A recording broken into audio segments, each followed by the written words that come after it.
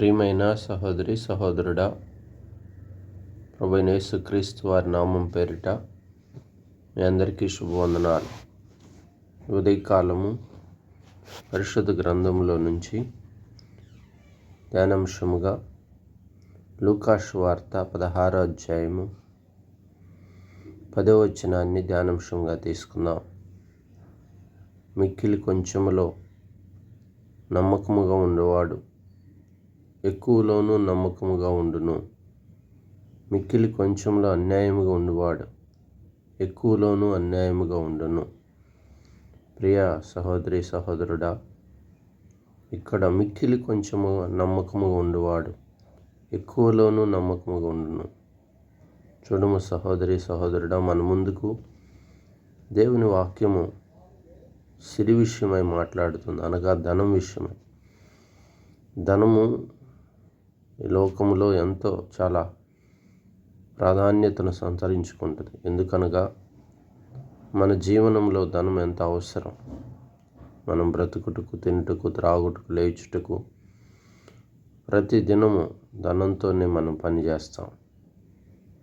అయితే పరుల సొమ్ము విషయంలో మనం చాలా నమ్మకంగా ఉండాలి.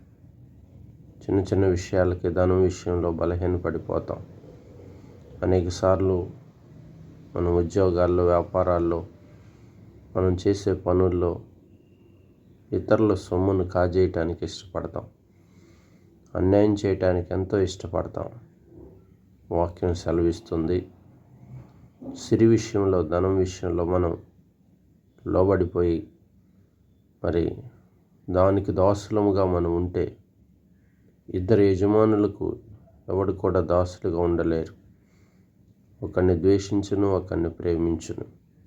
అలాగనే దేవునికి సిరికి దాసులుగా ఉండలేం. అందుకే సిరి విషయంలో అన్యాయస్థలముగా మనం నడుచుకుంటే సాతాను మనల్ని ప్రేరేపించి మోసపరచబడిన వారి స్థితిలోకి వెళ్ళిపోతాం, తృణీకరించబడతాం. ధనాపేక్ష సమస్త కీడులకు మూలం. అందుకనే ధనం మన చేతికి వస్తున్నప్పుడు దాన్ని మనం చాలా జాగ్రత్తగా హ్యాండిల్ చేయాలి. చూడండి, 12 మంది శిష్యులుంటే అందులో 11 మంది చక్కగా ఉన్నారు. వారు కొంచెంలో కూడా నమ్మకంగా ఉన్నారు. 12వ వాడైన ఇస్కరియోతు యోధా తనకెంతో బాధ్యత ప్రభువు అప్పగించాడు. ఆ వచ్చేటువంటి ధనమును లెక్క అప్పజెప్పవలసిన వాడిగా తన ఏర్పాట్లోకి తీసుకొచ్చాడు. అయితే అతను తన జీవితంలో మోసపోయాడు, సాతాను చేతిలో బందీగయ్యాడు. ఓ సందర్భంలో మరియా యేసుప్రభులు వారికి విలువైన అత్తరు జటామాంసి తీసుకొని వచ్చినప్పుడు 150 సేర్లు ప్రభు పునరుద్ధానానికి గుర్తుగా ఆమె ఆయన తలనేదు నుంచి అరికాలు వరకు పోసి తల వెంట్రుకలతో శుద్ధి చేస్తానికి సిద్ధపడినప్పుడు ఆ ధనాపేక్షలో మరి ఇస్కరియోతు యోధా చిక్కిపోయాడు. ప్రియ సహోదరి సహోదరుడా, మన జీవితంలో అలాంటి ధనాపేక్షకు మనం లోను కాకుండా ప్రభువుకు ఇష్టలుగా మనం జీవించాలి. ధనమును మన వ్యక్తిగత అవసరాలకు వాడుకోవాలి, కానీ దానికి లోబడి దానికి దాసులము కాకూడదు.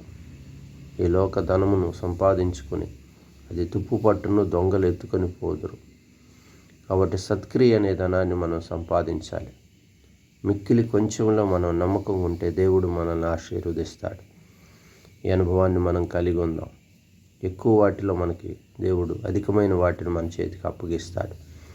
ప్రార్థన చేసుకుందాం. పరిశుద్ధుడా, ప్రేమ కలిగిన తండ్రి, దయగలిగిన దేవా, మిక్కిలి కొంచెంలో నమ్మకం ఉండి అయా సిరికి దాసులం కాక, ధనాపేక్షకు లోబడక ప్రభువా నిన్ను కలిగిన ప్రజముగా, నిన్ను కలిగి ఉంటే సమస్తం కలిగి ఉన్నట్లే. నీ సహాయం మాకు దయచేయము తండ్రి. ఇటు అనుభవం సంఘంగా మాకు మీరు నేర్పిస్తారండి. కొంచెములో నమ్మకంగా ఉండి ఎక్కువ వాటిలో నమ్మకంగా ఉండి అధికమైన వాటిని పొందుకునే ఆశీర్వాదాన్ని మాకు దయచేయం.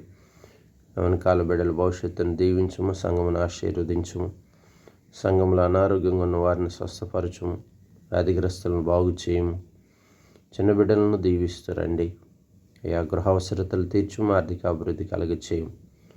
అయా మీ దయగలిగిన హస్తం ధనమంతియు మరి 4వ దినంలో మీ కృపలో బలపరుస్తూ రమ్మని మీ నామానికి మహిమ చెల్లిస్తూ యేసు నామమున ప్రార్థించి స్తుతించి అడిగి వేడుకుంటున్నాము తండ్రి. ఆమేన్.